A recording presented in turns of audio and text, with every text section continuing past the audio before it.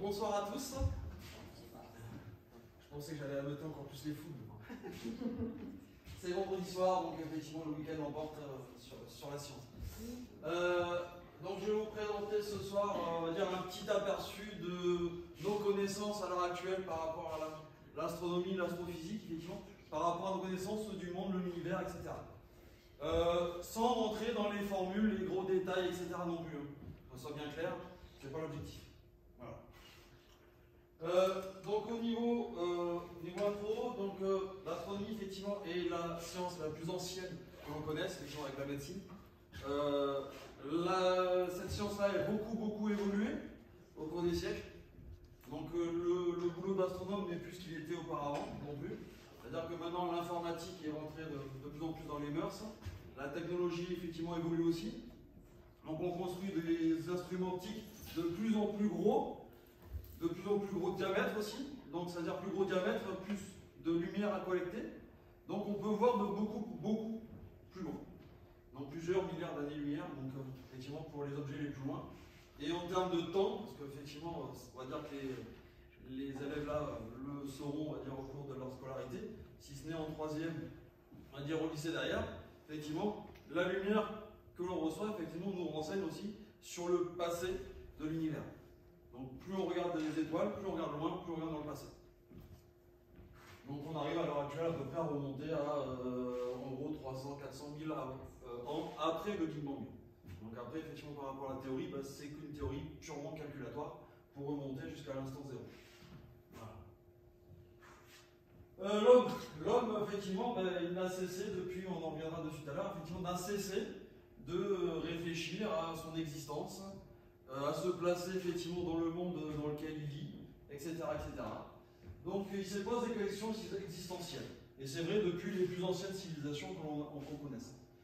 On verra effectivement qu'il y a un petit lien entre l'astronomie et l'archéologie, on va y venir dans l'autre.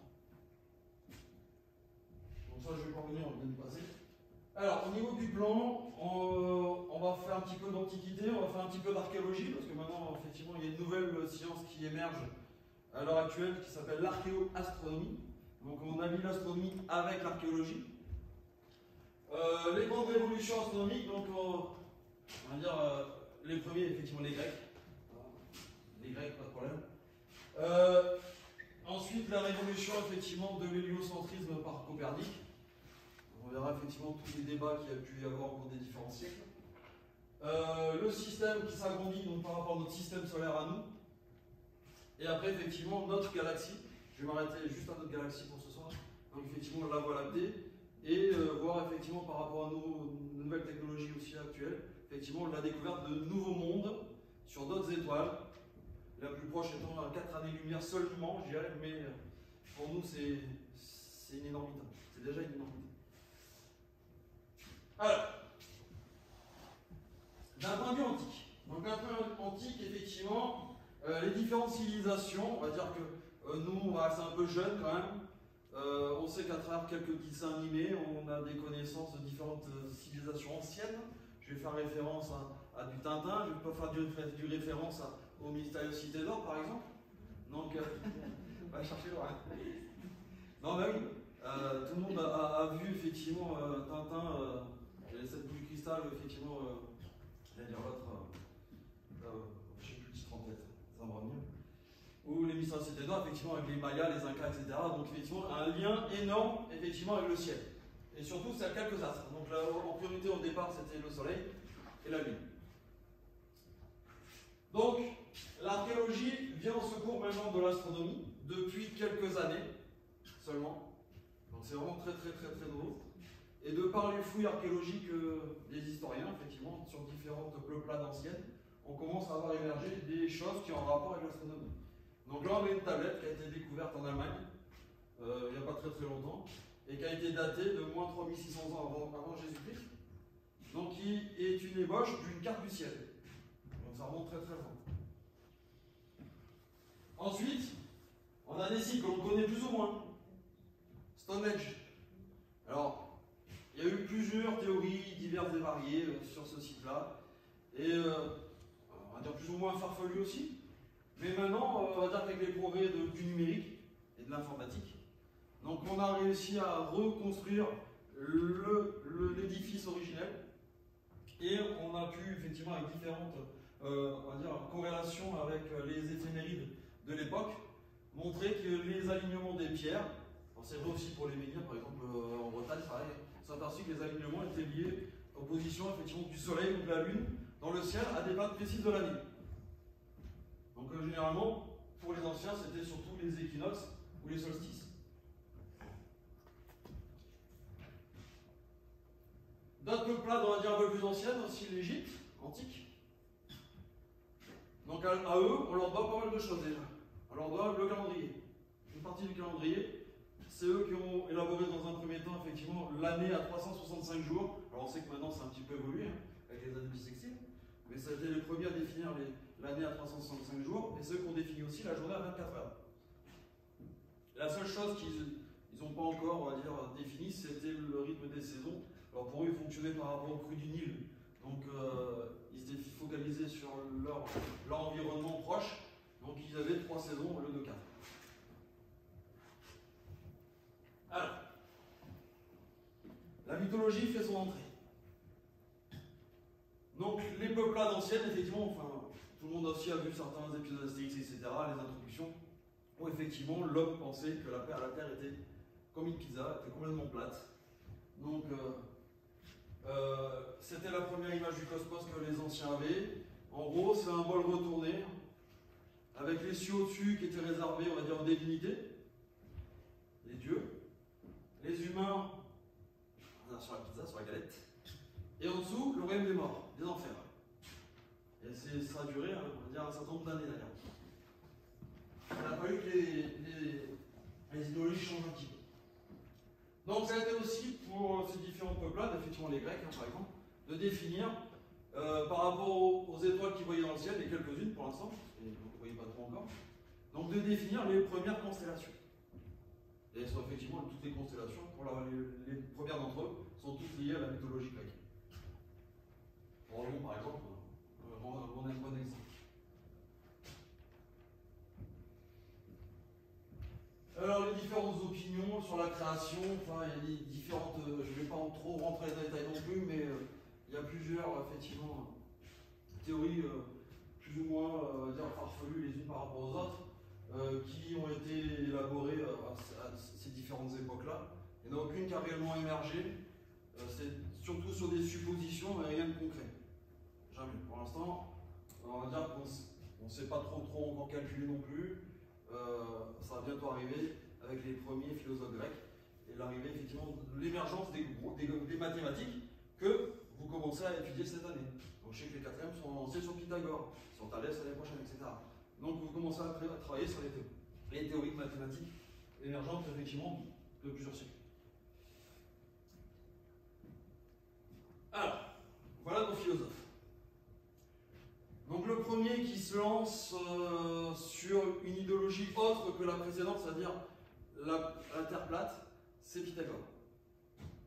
Donc lui, pas de calcul pour l'instant, il regarde ce qu'il a autour de lui, et il voit effectivement, alors moi j'ai pris les photos d'éoliennes maintenant, parce que c'est à notre époque, mais pour eux c'était le mât des bateaux. Donc il s'est aperçu qu'effectivement, au bout d'un certain temps, les bateaux voguaient sur la mer, il ne voyait plus la coque, mais il voyait encore le haut des mâts. Donc il s'est dit effectivement qu'éventuellement il y avait quelque chose derrière l'horizon.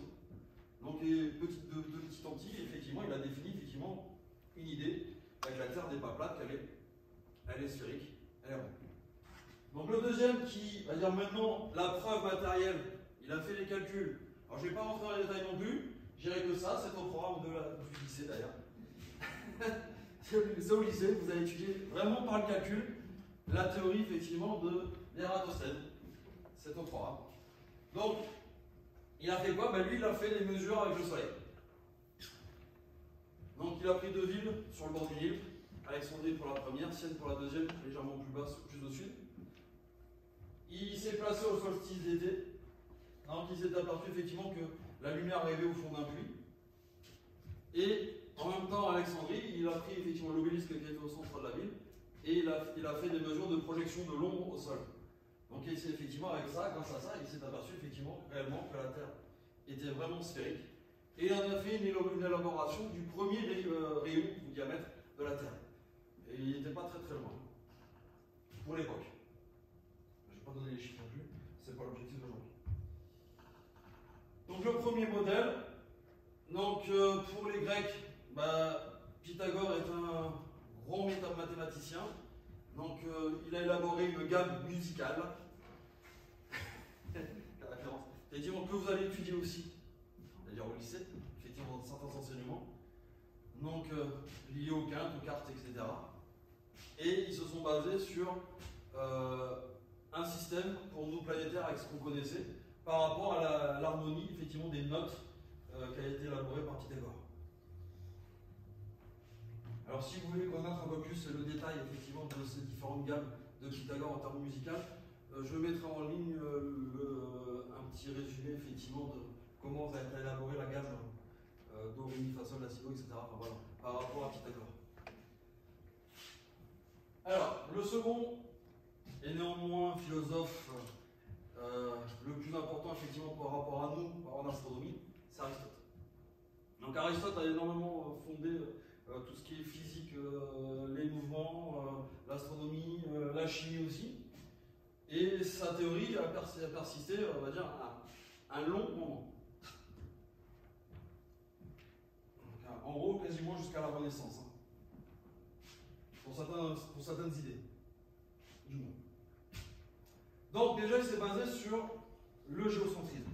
Donc on place la Terre au centre de l'univers, on est le centre du monde. Et les quelques astres qu'on connaissait à l'époque, donc planète vient de planétes, donc astre errant, donc c'est comme ça qu'a été défini le mot planète. Donc on en connaît déjà quelques-unes. Hein. Alors après il y a notre étoile, le Soleil, on connaissait la Lune, on connaissait les planètes les plus proches, pour nous. Donc Vénus, Mercure, des gens commençaient à voir Mercure, et Mars. Donc on ne voyait pas encore au-delà, bientôt on allait voir, découvrir Jupiter, etc. etc. Donc Aristote, lui, a défini un système géocentrique basé sur moitié physique, moitié chimie. Il a dit effectivement qu'à l'époque, la théorie de la chimie, pour nous, vous ne connaissez pas les atomes encore, du tout, vous ne savez pas ce que c'était, même si le mot a déjà été évoqué par les Grecs à l'époque.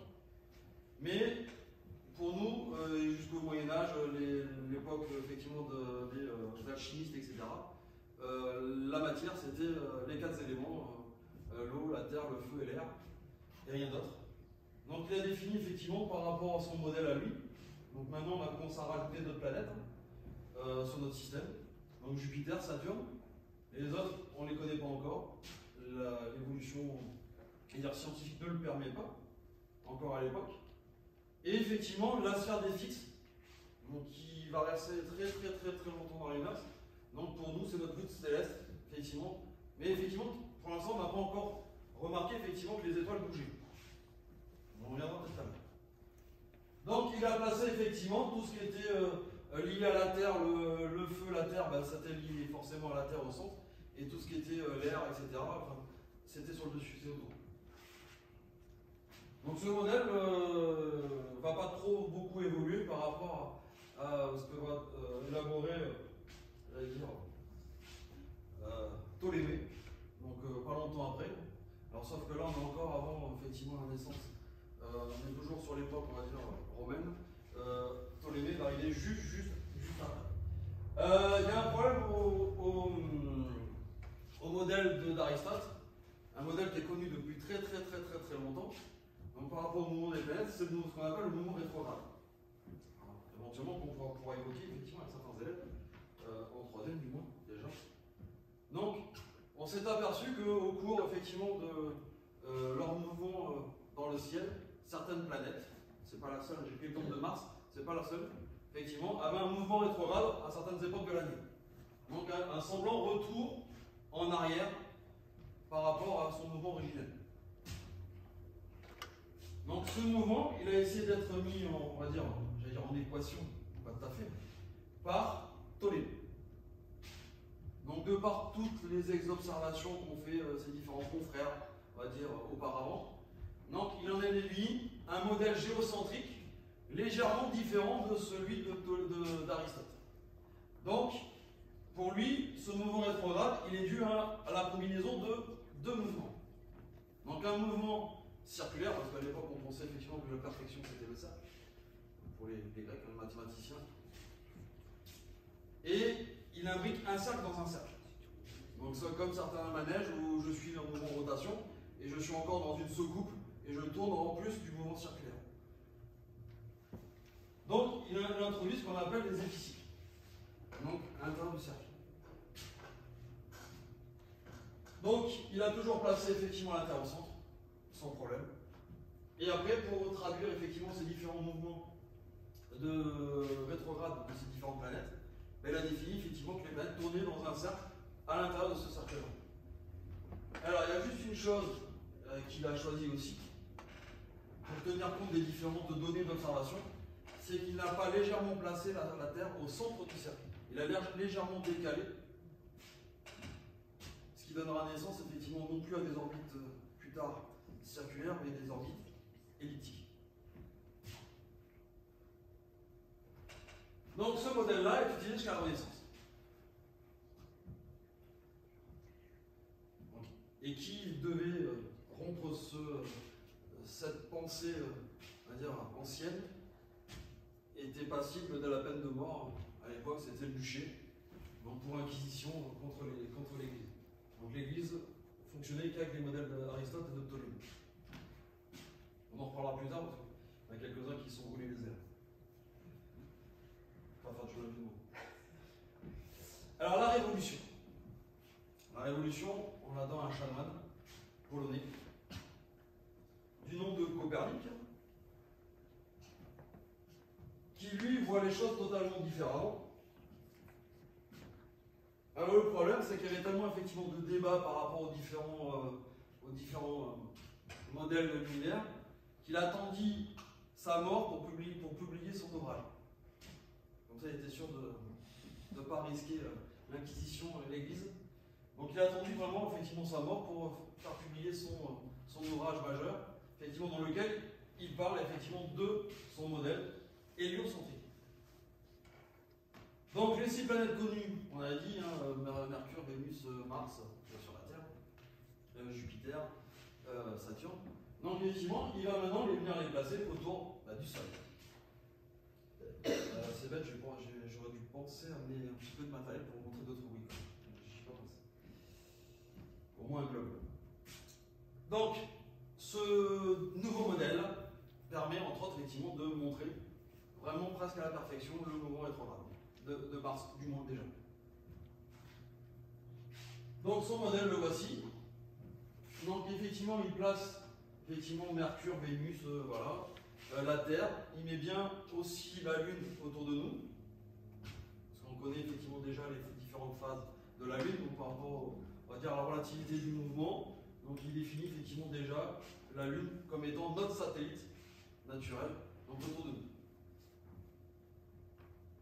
La seule chose qu'il garde, c'est la sphère des fixes. Donc pour l'instant, on reste sur des étoiles totalement fixes sur la booste céleste au-dessus de nous. Alors, deux astronomes ont commencé, vu l'émergence effectivement de ce nouveau modèle, ont commencé un petit peu à s'appuyer sur celui-ci pour rajouter des choses supplémentaires. Donc Tycho Brahe, lui, découvre de nouvelles étoiles, donc ce qu'on appelle nova, effectivement. Donc il donnera naissance à des supernovas aussi après par rapport à l'explosion, on va dire, finale d'une étoile massive. Et à partir de là, effectivement, il remet en cause des principes qui avaient été élaborés par Aristote au départ, que effectivement, l'univers dans lequel on vivait était totalement immuable, il ne pouvait pas changer, il était ainsi, et il resterait ainsi. Donc lui, chose bizarre effectivement pour l'époque, par rapport aux autres, on va dire, grands astronomes et physiciens de l'époque, effectivement, il n'est pas du tout partisan par ce modèle de Copernic. Il en élabore même un à lui, où il fait un mélange entre géo et héliocentrique. Donc il continue à placer la Terre au centre du monde, et après il place les autres planètes autour du Soleil. Donc il mélange un peu les deux modèles. Alors Kepler, lui, est totalement différent. Alors, Kepler est un des disciples de Tycho Brahe, donc il prendra le flambeau à la mort de de Tycho Brahe. Donc lui, il est vraiment totalement partisan de cette nouvelle idéologie. Et donc par les différents calculs, alors lui, il reste même pas dans un instrument, pour l'instant on ne sait pas encore trop ce que c'est. Lui, il récupère tous les calculs des anciens, donc il remonte jusqu'à la Grèce antique. Donc ça fait un certain nombre de paquets de données. Hein. Et effectivement, il élabore maintenant le mouvement elliptique des planètes. C'est une révolution effectivement par rapport à tout ce qui avait été élaboré par Aristote et Ptolémée. Effectivement, c'est toujours le cas aujourd'hui. Pour nous, nos orbites, elles sont totalement elliptiques. Donc il fait la génération à toutes les planètes et il en déduit des lois. Alors ces lois, je dirais effectivement pas volotes, ça dirait que certains les évoqueront effectivement, éventuellement si vous adorez les sciences, ce que je vous souhaite, effectivement, c'est de... on s'en va là, on s'en va. Mais effectivement, c'est du programme de terminale, de spécialité. Donc la première loi, elle me dit effectivement, par rapport à Kepler, que toutes les orbites sont elliptiques. Et donc le cercle est une ellipse particulière. Donc une ellipse a deux foyers, déjà presque deux centres, mais c'est pas un centre. C'est excentré par rapport au centre de la géométrie. Donc le cercle, effectivement, c'est que les deux foyers sont confondus. Donc il dit que le Soleil est placé sur un des foyers de cette ellipse, et les planètes tournent autour. Donc ça veut dire que, en plus, par rapport à son modèle, il introduit la deuxième loi qui dit qu'effectivement mes planètes ne se déplacent pas à la même vitesse par rapport à la rotation, par rapport au Soleil. Donc et c'est vrai pour nous, hein.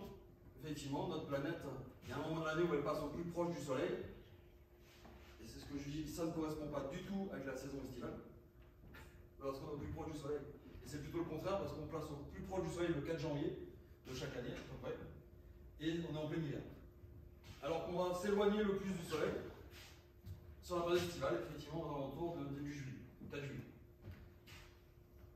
Donc les planètes évoluent à des vitesses totalement différentes. Donc plus je me rapproche du Soleil, effectivement via la gravitation qu'on ne connaît pas encore, parce que Newton n'est pas encore apparu, effectivement, plus je me rapproche de l'astre, effectivement attracteur, donc plus la vitesse elle augmente.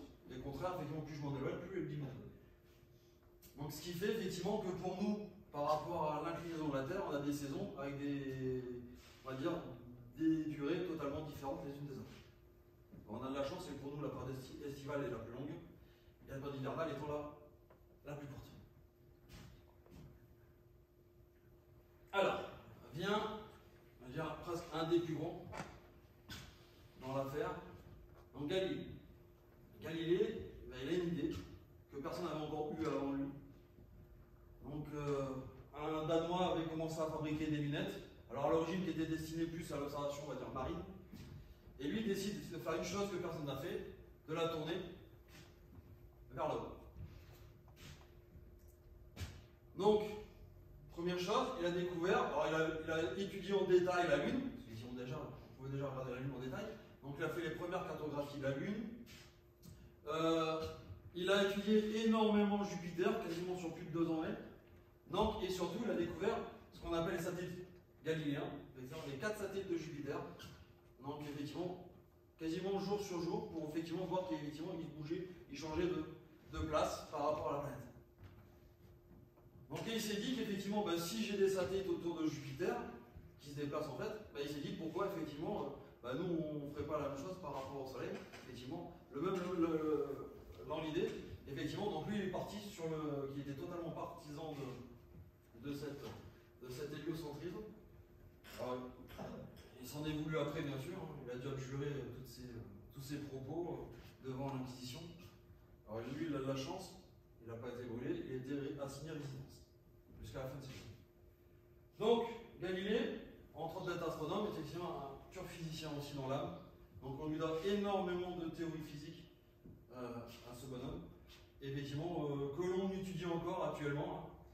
La plupart des théories, on va dire anciennes, sont encore étudiées et apprises dans nos institutions, en secondaire ou en supérieur. Loin de là, effectivement, on ne change rien. J'en dirais quelques mots pourquoi tout à l'heure. Donc première lunette, on l'a dit. Donc partisan, donc lui, il a une œuvre majeure. Si certains sont vraiment intéressés par ce domaine-là, donc le dialogue des grands deux systèmes du monde. donc, qui avait été commandé effectivement par le futur pape de l'époque, dans lequel il a trois personnages. Un personnage qui reparle de la théorie d'Aristote, de Ptolémée en même temps, un qui est partisan de la théorie héliocentrique, et un troisième qui est censé, j'ai bien dit censé, faire la part des choses. Sauf que l'Église s'est très vite aperçue effectivement que, étant très partisan de cette théorie, son troisième bonhomme était vraiment dans le dialogue entre les deux, était vraiment plus partisan de l'une que de l'autre. Les découvertes, on en a parlé. Alors oui, j'en parlais aussi de Galilée parce que, de par sa lunette, effectivement, il s'est aperçu que, avec sa lunette, il commençait à voir aussi des étoiles qui étaient totalement invisibles à l'œil nu. Donc, et c'est lui qui a eu la première idée de parler de ce qu'on a appelé la Voie lactée après. Donc on reviendra tout à l'heure. Alors, rattrapé par la question, on en a parlé. Alors, Newton. Alors, Newton, pareil, grand scientifique. Tout le monde a l'image effectivement de la pomme qui soi-disant lui serait tombée sur la tête, en train de faire la sieste. Et il en aurait dit effectivement que à partir de là, il dit je vais en déduire la théorie de la gravitation universelle qu'on étudie effectivement avec les élèves dès la troisième. On lui donne énormément de choses d'un point de vue mathématique aussi, tous les calculs infinitésimaux, les dérivés, tout ce qu'on n'aime pas en mathématiques au lycée, on lui doit à lui, tous les calculs de l'infiniment petit. Alors il s'est fait aider aussi par des mathématiciens de l'époque, mais on lui doit énormément. Il a travaillé aussi sur la lumière, on lui doit aussi les spectres de la lumière, donc l'arc-en-ciel. La décomposition de la lumière comme l'arc-en-ciel, on lui doit lui, et étudier les couleurs. On lui doit aussi en astronomie l'invention pas de la lunette, mais du télescope. Donc vous avez dû entendre déjà du tube de Newton, le plus classique. Je dirais qu'il coûte aussi le moins cher, on va dire, pour l'observation du ciel. Alors, le cher, je dirais, ça dépend de la taille du miroir principal. C'est toujours ça. Hein. Plus c'est gros, plus on voit loin, donc plus c'est cher. C'est toujours une histoire d'argent. Donc la théorie. Donc la théorie, il dit que si la pomme effectivement est attirée par la surface de la Terre, pendant sa chute, il dit qu'effectivement la Lune c'est pareil. Donc tous les corps de l'univers obéissent à une loi universelle. Donc, effectivement c'est une loi universelle. Alors qu'elle a été remise en cause par Einstein, mais ça éventuellement on l'évoquera un petit peu tout à l'heure. On va dire que pour nous, à notre stade à nous, et par rapport à nos différents mouvements que l'on fait quotidiennement, c'est-à-dire que la théorie de Newton nous suffit largement pour, on va dire, étudier tous les phénomènes qui nous entourent. Alors pareil, je n'ai pas fait de formule, hein. Je dirais que les troisièmes verront la formule cette année. Donc ces différentes lois permettent de confirmer les lois de Kepler, qui a été élaborée bien avant. Et grâce à cette théorie de la gravitation, on sait désormais peser les planètes. Donc effectivement, la question qu'on nous dit toujours dans les salles de classe, que ce soit au collège ou au lycée, comment on peut connaître effectivement la masse d'une étoile, la masse d'une planète, etc., etc. Effectivement, c'est ces différentes lois mathématiques. Donc par rapport à les mesures de distance, on verra comment on peut déterminer effectivement les distances des différents astres, des étoiles, etc. Donc c'est toujours une histoire de jeu de lumière, hein, toujours pareil. Donc grâce à ça, on a été en mesure de pouvoir mesurer les différentes planètes du système solaire. Donc on va parler maintenant. Donc là, je l'ai mis dans sa globalité. Donc j'ai bien fait attention de retirer la 9e, qui depuis 2006-2007, effectivement, a été retirée de par effectivement l'une des dernières conventions astronomiques internationales, donc a été rétrogradée du mot planète. On évoquera éventuellement pourquoi. Alors, on va dire, donc on a une lunette. Alors Galilée avait commencé à l'améliorer un peu. D'autres ont fait encore mieux que lui. On a commencé à construire des instruments de plus en plus gros, évolués. Newton nous a permis de passer non plus maintenant à un système lentille, comme la lunette, mais un système de miroir donc pour, pareil, travailler avec des objets lointains. Donc on va dire que maintenant, on fait la course à qui trouvera une nouvelle planète.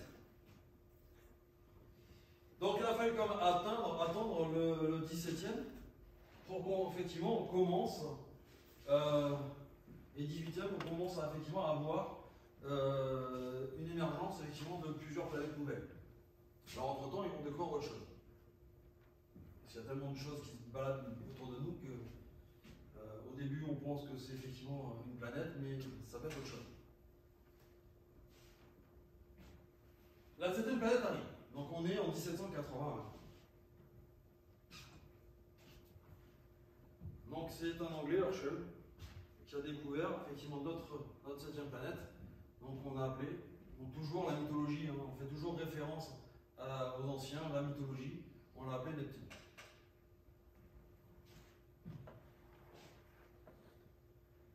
Alors comment on arrive à découvrir ça? Ben, par les observations, on remarque effectivement que certaines planètes ont des mouvements un petit peu bizarres dans le ciel. Donc par rapport à la gravitation, on dit qu'il y a une perturbation, on va dire, gravitationnelle autour de ces différents astres. Voilà.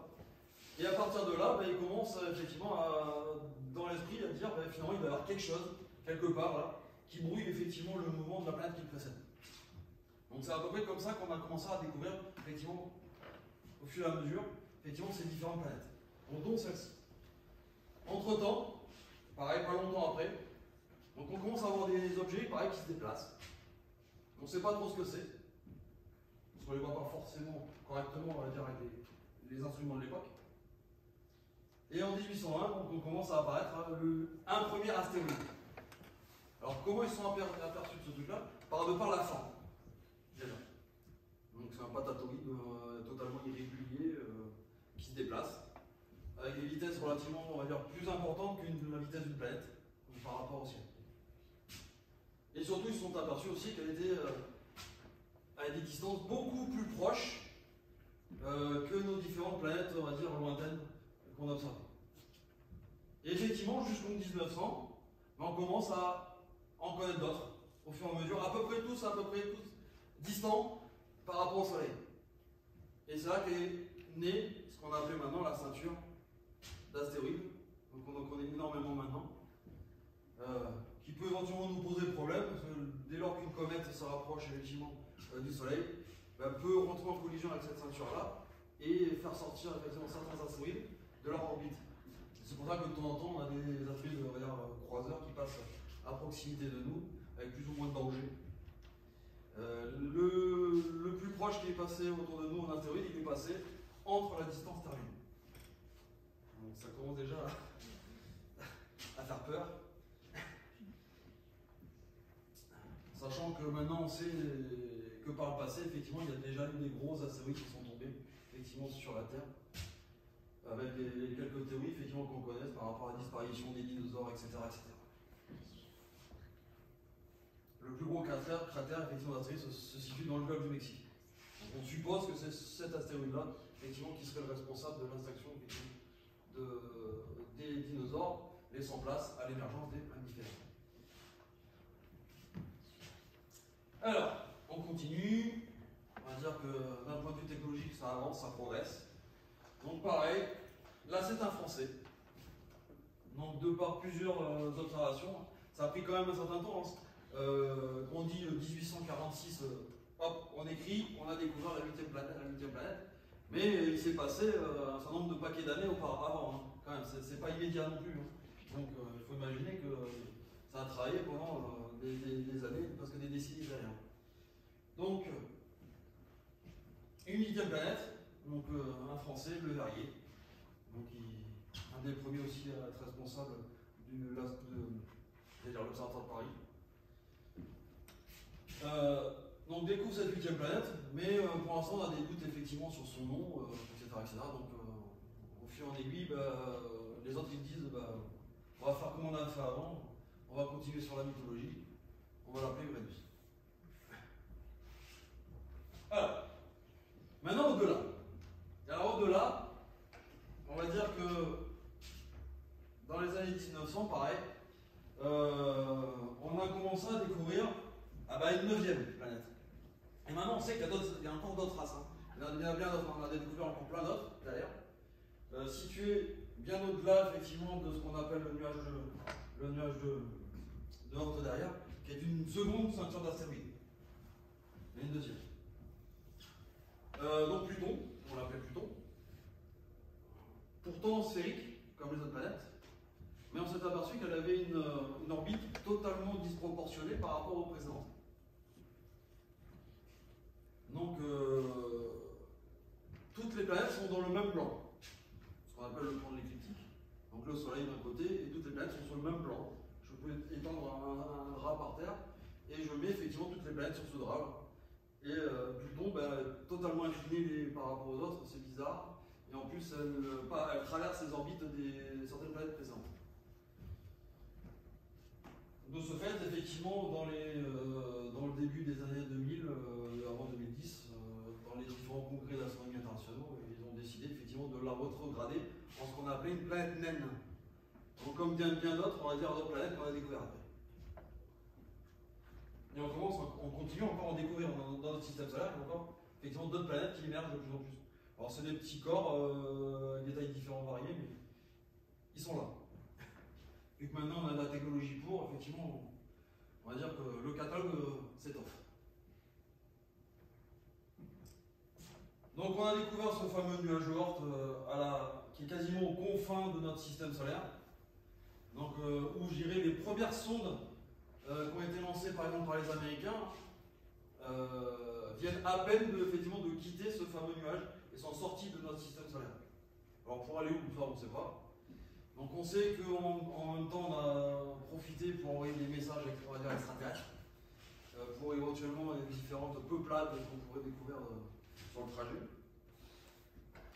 On en dira quelques mots, mais effectivement ça va être un certain temps pour arriver à destination. Alors, la grande question aussi qui s'est posée au cours des siècles, c'est est-ce que l'univers finit ou un univers infini? On va dire que pour les Grecs, jusqu'à on va dire Aristote, Ptolémée, effectivement l'univers était parfaitement fini. On ne voulait pas croire qu'il y avait autre chose au-delà. Donc c'est pour ça qu'il allait faire la fameuse sphère des Sphinx autour. Donc on avait notre boost céleste là-haut, rien ne bougeait, on ne voyait pas plus que ce qu'il y avait là, et la pensée s'arrêtait. Donc le premier effectivement qui a remis en cause ça, c'était Galilée. Donc Galilée, effectivement, avec sa lunette, il a commencé à voir plein de nouvelles étoiles qu'on ne voyait pas à l'œil nu. Donc il a vu que ça faisait une tache diffuse dans le ciel, par nuit bien dégagée, surtout sans pollution lumineuse comme on a maintenant. Sinon il faut se retrancher, on va dire, plus au nord, et s'éloigner un peu du littoral. Donc on a commencé à lui donner ce fameux nom, qui lui a aussi une origine totalement mythologique. Donc on est reparti des dieux, les dieux grecs, et Hercule. Hercule qui est un semi-dieu, qui est dû à une liaison entre Zeus et... voilà, on va pas rentrer dans les détails. Et il a dit, je vais le nourrir, je vais le donner au sein de mon épouse. Et ça en est rendu compte. Et en fait, soi-disant, le sein a jailli, le lait est sorti, et effectivement ça a créé la Voie lactée. Un point de vue mythologique. Donc, Galilée, lui, maintenant, il a les moyens de voir plus loin. Donc sa lunette, ça lui sert, il s'en sert. Donc effectivement, il commence à voir dans cette Voie lactée un certain nombre d'étoiles qu'on voyait. Herschel, toujours le même, on l'a dit tout à l'heure, lui commence à, pareil, de par ses télescopes, ses lunettes, il dit que effectivement ces étoiles sont réparties de façon assez uniforme dans le ciel. Ce qui fait pour nous notre tâche relativement diffuse, tous les soirs en plein été. On peut bien voir les choses. Mais pour l'instant, on ne sait pas trop ce que c'est encore. On ne s'étale pas. Donc, il émet une petite hypothèse quand même, donc cette fameuse tâche là, il essaie de donner une estimation de sa taille. Il dit qu'à peu près, il voit ce qu'on connaît au niveau des dimensions, et il dit que ça fait à peu près 10 fois l'épaisseur au niveau de diamètre. Donc sachant que le Soleil sera à peu près au milieu, ce qui n'est pas du tout vrai maintenant, parce qu'on sait comment elle est. On ne sait pas trop. va dire que chaque astronome met un petit peu son grain de sel là-dedans. Donc on commence à arriver sur des choses, on va dire, un peu plus connues, mais on se rapproche. On se rapproche de nous. On va dire que la théorie est restée à peu près stable, on va dire, jusqu'à une certaine époque. Et après, il y a eu un gros coup de fouet, où effectivement, vu que la technologie, elle est là maintenant, donc la science, elle évolue très vite. Donc là, effectivement, on est au début du 20e. Donc, on commence effectivement, avec nos différentes mesures, à faire des estimations de taille. Donc 300 000 années-lumière. Donc l'année-lumière, c'est la distance que met la lumière pour parcourir en une année. Donc ça fait à peu près, on est en puissance de 10, on est à peu près 10 puissance 16 mètres. Donc c'est grand. Donc il faut imaginer que si la lumière était mise de l'autre bout de la galaxie à cette époque-là, par rapport à son estimation, eh bien 300 000 ans pour revenir. Il y a des choses qui sont passées. Donc, mais encore, cette estimation est fausse. C'est pas la bonne. Donc actuellement, elle est là, notre estimation. Notre estimation, donc pareil, on se rapproche, on continue, on monte, 1930. Donc 100 000 années-lumière. Donc il faut imaginer maintenant que notre Voie lactée, maintenant on sait ce que c'est réellement, parce qu'on en connaît, on visionne d'autres galaxies. C'est comme ça qu'on va l'appeler, une galaxie. Donc elle a cette forme-là. Bien sûr, nous, c'est vraiment une début d'artiste, parce qu'on est incapable de l'avoir dans ce sens-là. Nous, on ne la voit en fait que dans la tranche. Et ce que l'on voit par bien le ciel d'été pur, effectivement, c'est la boursouflure au niveau du centre de la galaxie. Et des bras spiraux. Donc il faut imaginer que tout ça est régi par toujours la théorie de la gravitation, tout ça. Toujours. Elle est toujours là. Donc tout ça est en mouvement, tout ça, ça tourne perpétuellement. Et nous, on est des banlieusards là-dedans. Alors, c'est pas trop visible là, mais nous on est là. On est là. Et on se déplace. Donc il faut imaginer que tout tourne là-dedans. Donc nous on tourne autour du Soleil, mais le système solaire il tourne encore là-dedans, et la Voie lactée elle tourne aussi sur elle-même. Donc tout le monde se déplace.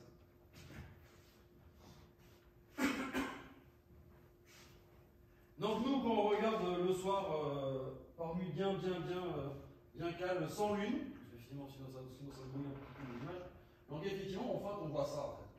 On voit toute la concentration d'étoiles qui est vers le centre. J'ai enlevé ça.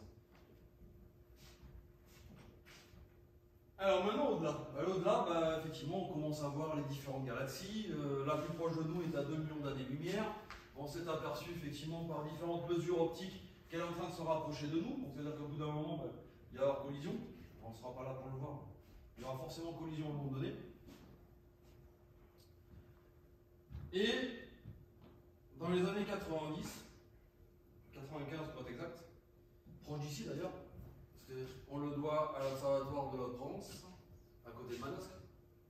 Donc des astronomes suisses, qui travaillaient là à l'époque, ont découvert la première exoplanète.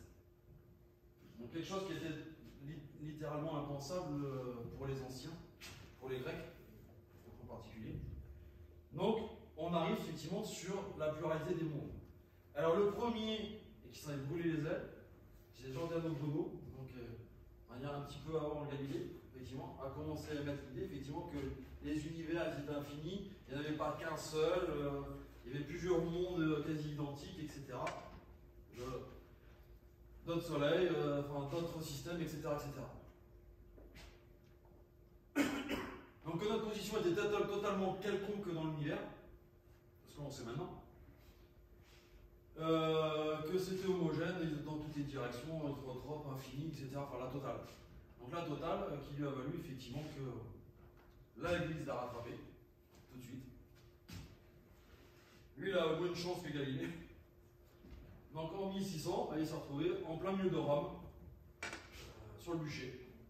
Et à vif, effectivement, on me le fait au bûcher. Donc il meurt là. Il a ça.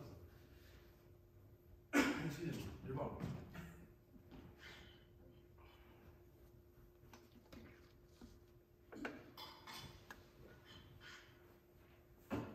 Donc ça a été vraiment le premier à effectivement élaborer cette théorie. Les personnes étaient d'accord avec lui. effectivement des spéculations sur des différents millénaires, effectivement, il s'est passé plein de choses.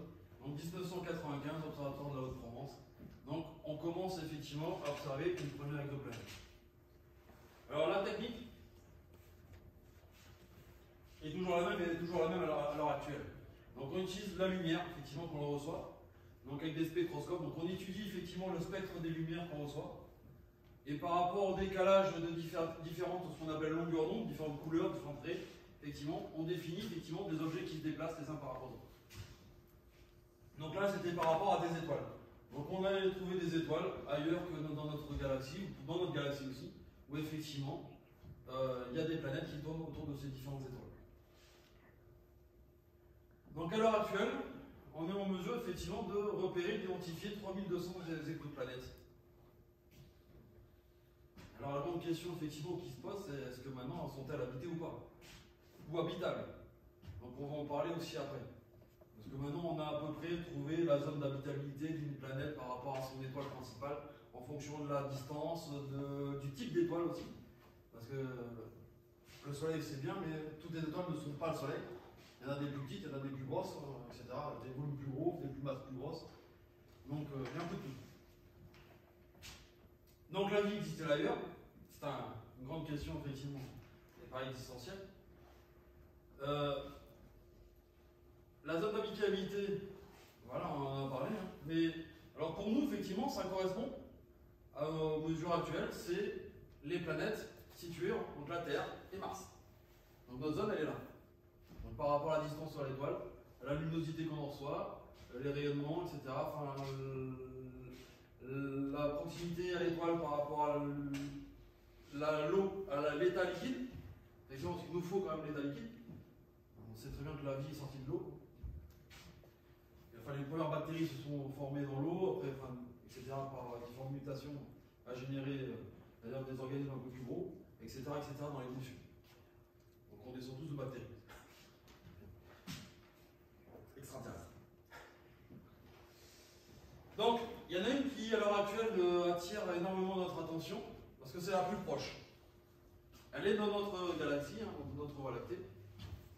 Elle se situe autour de l'étoile la plus proche du Soleil. Alors, elle est quand même à 4 années-lumière environ. Donc, ça veut dire que la lumière qu'on reçoit de cette étoile-là, elle met 4 ans pour venir.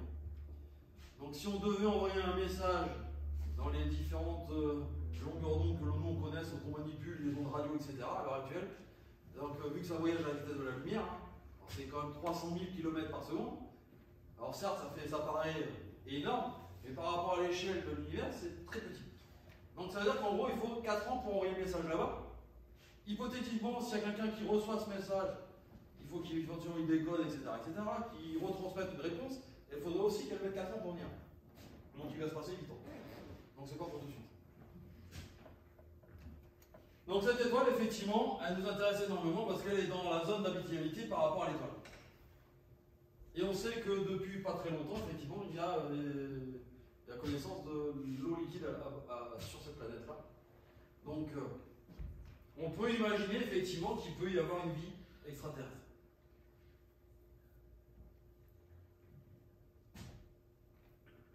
J'en ai fini avec ça. Si vous avez des questions, on peut parler d'autres choses aussi. J'ai pas voulu évoquer effectivement la relativité. La relativité, on voit tous Einstein, et voilà, tire la langue, le savant fou. Il a essayé de remettre en cause effectivement dans sa théorie la gravitation. Le problème, c'est que cette théorie, elle ne s'applique qu'aux objets qui vont très vite, c'est-à-dire proches de la vitesse de la lumière. C'est-à-dire que pour nous humains, on ne se déplace pas à des vitesses aussi grandes. Donc ça veut dire que la théorie de la relativité générale, entre autres, elle ne sert à l'heure actuelle que pour la cosmologie, les cosmologistes, donc tous ceux qui étudient la théorie du Big Bang, donc l'évolution de l'univers, l'expansion de l'univers, etc., etc. Donc ça touche vraiment une petite concentration de chercheurs. Donc pour nous, effectivement, dans la vie de tous les jours, elle ne nous sert pas. De savoir effectivement que si je me déplace un petit peu, ma montre elle peut avancer ou retarder de plusieurs milliardièmes de secondes. Pour nous, c'est pas perceptible. Donc, on peut dire que ça n'a pas changé notre monde à nous. Alors que par rapport aux différents objets qu'on peut voir, effectivement, on s'est aperçu que grâce à cette théorie-là, la déformation qu'on appelle l'espace-temps, donc il faut imaginer un grand rendu, et maintenant, c'est plus une force au sens mécanique du terme, la gravitation, c'est une déformation de l'espace-temps. Donc imaginez que l'objet le plus lourd va creuser sur ma toile, plus ou moins profond, et par rapport au déplacement des planètes, elles suivent effectivement cette déformation de l'espace.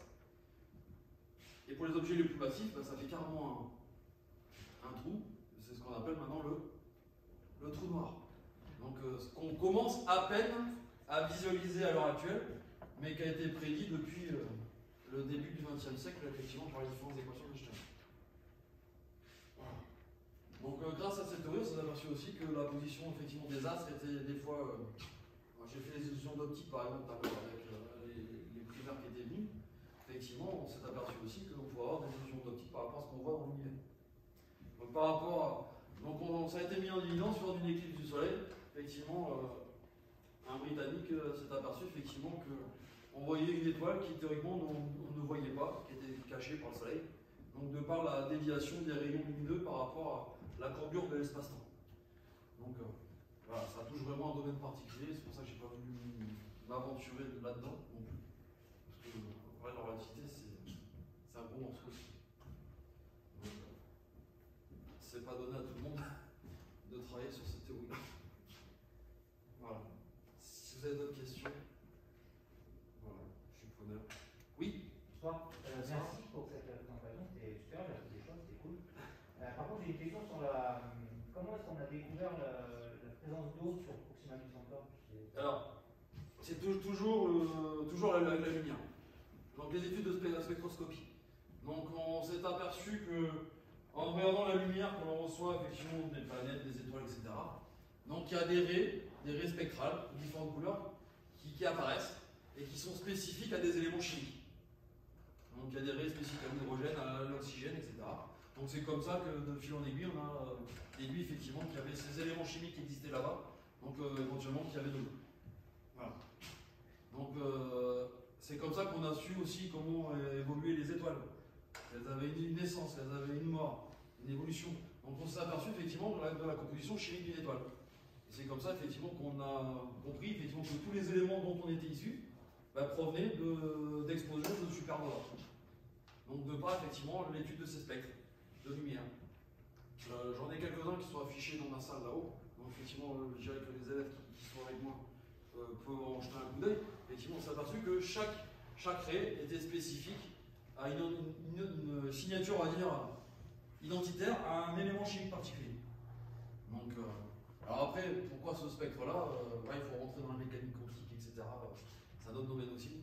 Donc, par rapport au niveau d'énergie, les électrons se déplacent et émettent des photons, donc de la lumière, dans des couleurs particulières. Donc, pareil, on peut rentrer dans d'autres domaines, d'autres débats. Mais voilà. C'est toujours la spectroscopie, toujours. On utilise en gros que ça maintenant, pour l'instant. Voilà. Donc maintenant, l'astronome il est derrière un écran, il n'est plus à jeter un coup d'œil dans la lunette, ça c'est fini. Avant, moi je l'ai fait, passer des heures sur un télescope, faire des nuits entières à faire des observations. Alors, on passe une heure sur la lunette et après on se met au chaud en fait. On se met au chaud et on est derrière un écran et on visionne une partie du ciel. Voilà. Et après c'est des heures et des heures de travail informatique, d'algorithmique, d'informatique, etc.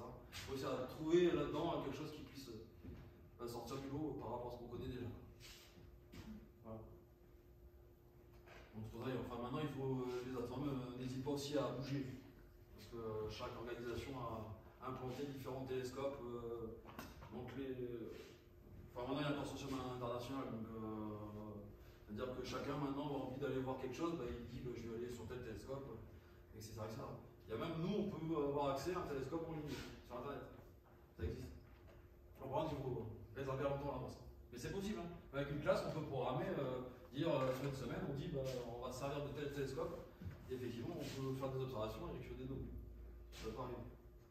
Donc les plus gros télescopes à l'heure actuelle, ils sont positionnés dans l'hémisphère sud sur la cordillère des Andes. Oui. donc du coup, est-ce que dans l'univers, est-ce qu'il y a une fin? Il y a la fin de l'univers, genre quelque chose qui... Alors, si je fais référence à la relativité générale, la réponse est non. C'est infini. Mais donc du coup, ça veut dire qu'il y aura toujours des planètes, toujours des étoiles, il faut imaginer effectivement que c'est comme le ballon que tu es en train de gonfler, là, tu gonfles un ballon, et en fait ça grossit, éternellement. Alors le fait qu'il grossisse, ça refroidit en même temps, donc ça veut dire qu'avant il était plus chaud, donc c'est pour ça effectivement que les éléments chimiques ont été créés, etc. Donc effectivement pour l'instant on ne sait pas jusqu'où ça va évoluer. Voilà. Après tu as plusieurs théories aussi pour dire qu'est-ce qu'il y a avant, c'est pareil. Donc, il y a des théories que moi j'avais vues qui disaient que éventuellement il n'y a pas eu une explosion originelle, il y a eu un rebond sur lui-même, c'est-à-dire qu'il y avait un univers avant qui s'est recontracté et qui a rebondi sur lui-même, et qui est le nôtre maintenant. Donc il y a plusieurs théories, chacun son physicien a sa théorie. Alors après, il y en a qui l'adoptent, il y en a qui ne veulent pas l'adopter, enfin, ça discute dans tous les sens. Donc, pas expérimenté, quoi. Voilà, c'est ça. Mais le problème c'est qu'on peut élaborer une théorie, mais après il faut la tester, on n'a pas le choix. D'accord. Et Einstein, quand il a élaboré sa théorie, c'était que du papier, il a gratté du papier pendant 20 ans. Hein. Donc, il a fallu des X années plus tard pour mettre en évidence effectivement qu'il avait du vrai. Alors qu'avant, les théories, on s'est basé d'abord sur ce qu'on voyait pour élaborer la théorie.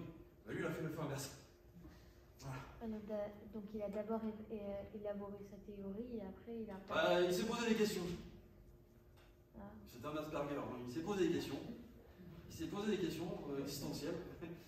Il dit qu'est-ce qui se passe si je chevauchais un rayon de lumière?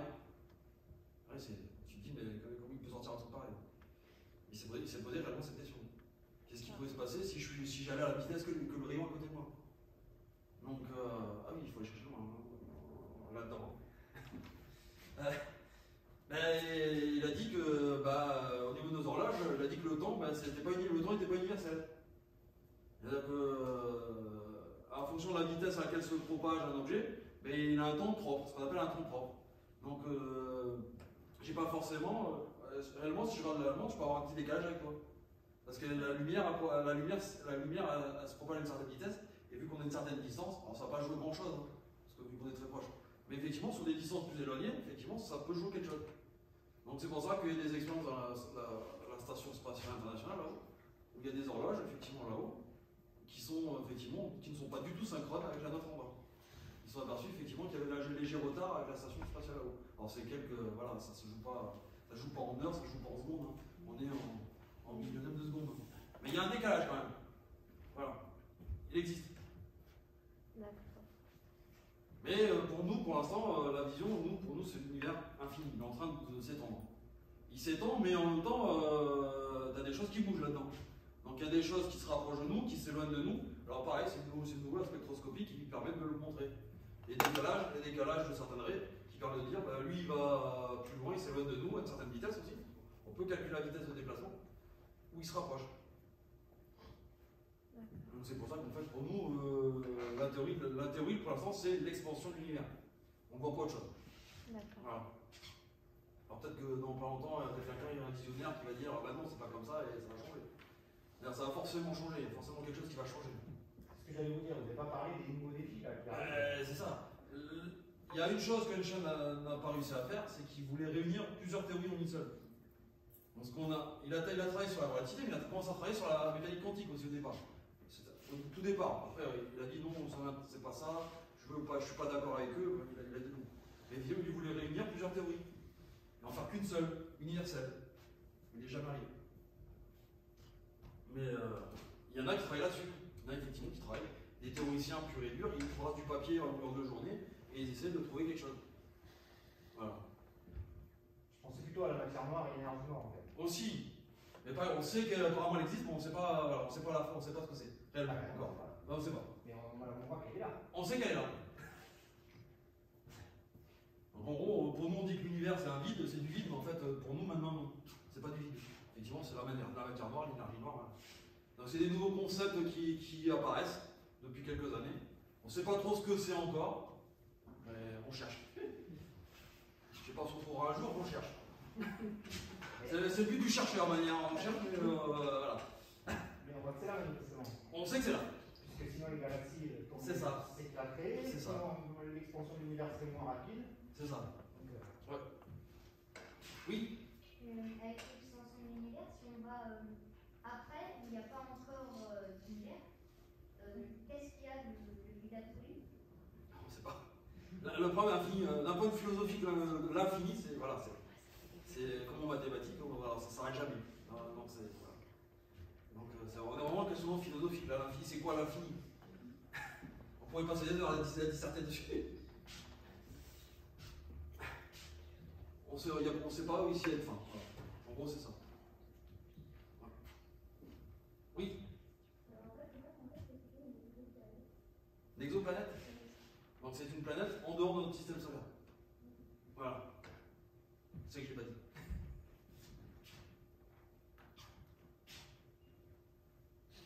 Qu'est-ce qui se passerait si on est de nouveau un Big Bang? Un quoi? Ah, un Big Bang.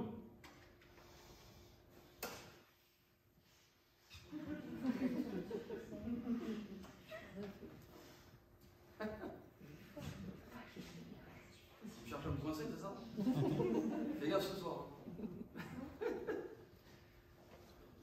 Bon, ça, on sait pas. certains imaginent que pour moi, c'est une fiction. On peut dire effectivement, il y a des théories, c'est un univers parallèle, voilà. Ça peut. Mais maintenant, est-ce qu'on va arriver à aller déjà, on commence à peine à photographier des trous noirs. Alors maintenant, à essayer à voir ce qu'il y a après, ça, c'est une autre paire de manches. Voilà. Mais bah, c'est aussi une théorie, effectivement, qui est un univers parallèle. Voilà, ça amène autre chose pas. C'est difficile à dire toujours.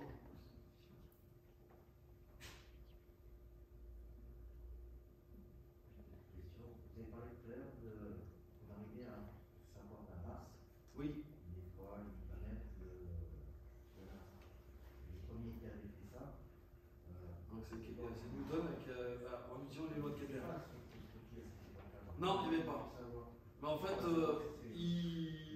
en connaissant la distance de la planète par rapport au Soleil, et par rapport effectivement à sa période de révolution, et effectivement il y a un lien par la théorie de la gravitation qui est effectivement lié à la masse de l'objet. Donc on savait déjà à peu près estimer les tailles et les distances par rapport au Soleil pour chacune des planètes. On exprime en unité astronomique. Et en fait, on connaissait aussi l'état de rotation des différents astres par rapport au Soleil. Et en fait, il y a une loi entre effectivement cette distance et ce temps qui est définie par rapport à la relativité, à la gravitation de Newton et qui est liée à la masse de cet objet-là. Ah non, mais juste par rapport à ce mouvement, ils ont défini la masse. Une distance et le temps de révolution. C'est tout. Et disons qu'on fait les calculs, les terminales, les ex-terminales, effectivement, montrer effectivement en quelques lignes, effectivement, de par la théorie, qu'il y a un lien avec la masse de l'objet. Voilà. Donc c'est comme ça, effectivement, par les calculs, en fait c'est un calcul. Hein. Ils ont fait quelques mesures, la distance et la période de révolution, et après, de par le calcul, ils ont déduit des masses. Donc, c'est juste ça. La spectroscopie, non, c'est vraiment purement, c'est récent, c'est du XXe siècle, voilà, c'est arrivé quand on a commencé à travailler sur la mécanique quantique. C'est à ce moment-là qu'on a créé les spectroscopes. Même si Newton avait déjà découvert le spectre de la lumière blanche, c'est-à-dire l'arc-en-ciel, il avait déjà découvert à son époque, mais après, non, il n'avait pas vu le lien avec tout ce qu'on sait maintenant. Oui, mais avant qu'on découvre les astéroïdes, on voyait bien qu'il y avait des plumes d'étoiles filantes, mais du coup on sait que c'était quoi? Alors, enfin, ce qu'on appelle les étoiles filantes, nous, pour nous, actuellement, c'est des débris plus ou moins gros qui rentrent dans l'atmosphère. Voilà. Sachant qu'on sait qu'il y a des périodes, effectivement, sur l'année où il y a plus ou moins d'étoiles filantes, qui sont liées à des résidus de passage de comètes. Donc, effectivement, la comète laisse pas mal de poussière derrière elle, quand elle s'approche du Soleil. Et effectivement, chaque comète qui est passée récemment, effectivement, laisse des débris. Et ces débris, effectivement, au fur et à mesure, rentrent dans notre atmosphère. C'est pour ça que tu as des pluies de météores en été, en automne, etc. et dans différentes parties de la voûte. Parce qu'on sait où est passé la comète, donc on sait à peu près où, effectivement, où va se placer effectivement le centre de la pluie de météores. Après, tes astéroïdes, on s'est aperçu effectivement qu'il y a des objets qui bougeaient. On ne savait pas trop ce que c'était. On a commencé à avoir une vision, on va dire, à peu près globale de l'objet. Donc ça forme, diffuse, hein. C'est pas précis. Au revoir. Et vu que c'était pas sphérique, comme les planètes, effectivement, on a donné le nom d'astéroïdes. Alors il y a une racine du mot astéroïde, mais je ne l'ai plus en tête là. Je l'en donnerai une fois prochaine, je l'ai sur le papier, mais je ne vais pas tricher. Je l'ai. Mais effectivement, il y a une racine latine aussi, grecque aussi, on voit astéroïde. Ouais. Je pense que c'est issu de l'astre. C'est issu de l'astre, mais j'ai un truc.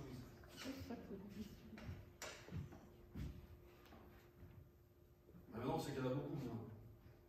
Enfin, maintenant, on sait aussi que la technologie nous a permis qu'on a déposé des sondes sur les astéroïdes. Ou sur les comètes. Voilà. Monsieur, du coup, pour l'exoplanète, oui. Est-ce qu'on peut savoir s'il y a une atmosphère dessus pour que la vie se développe? Alors, c'est l'objectif des astronomes actuels. On sait qu'il y a des éléments chimiques qui permettent évidemment de dire qu'il peut y avoir de l'eau, etc. Alors maintenant, il faudrait qu'on arrive à savoir s'il y a du volcanisme.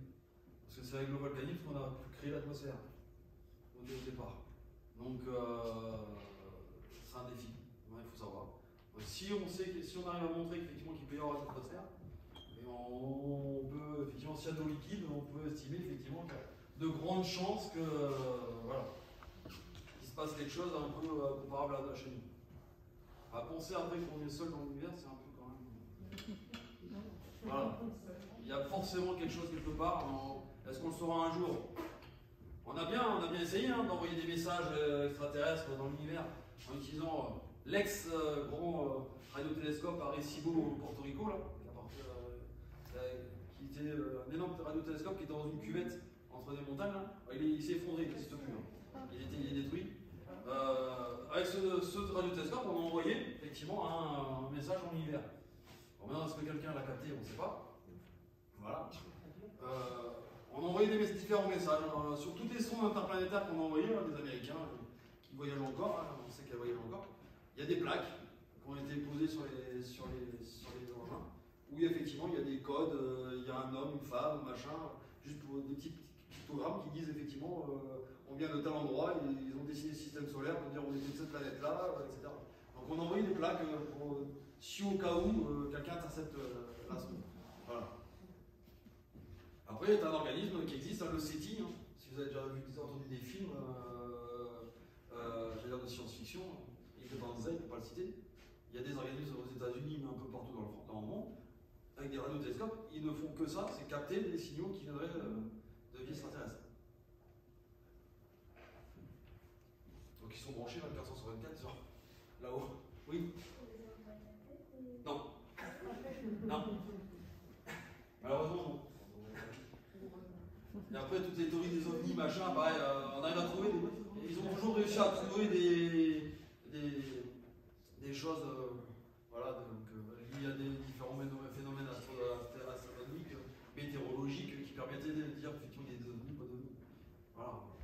C'est pareil, la théorie de Roswell, la zone 51,